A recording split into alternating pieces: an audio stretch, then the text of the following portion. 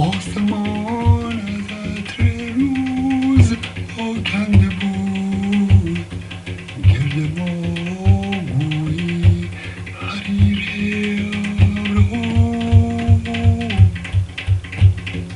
پردگی نیلوفری افکنده بود. دوستت دارم،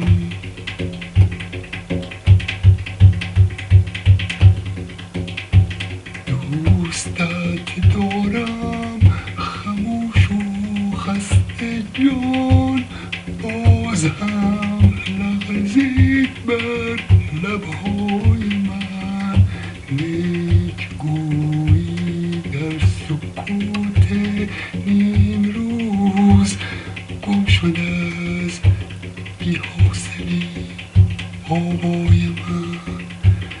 ناله کردم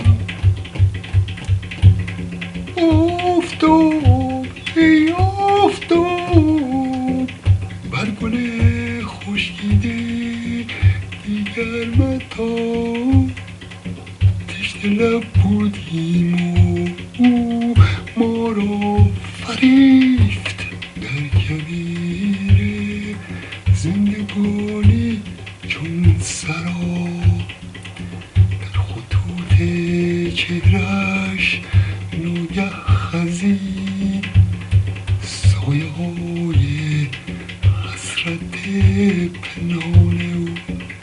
چنگ زد خورشید بر گیسوی من، آسمان لغزید در چشمان او. آه آه آه آه، کاش آن لحظه پایانی نداشت، در غم هم محو و رسوا می شدیم. کاش با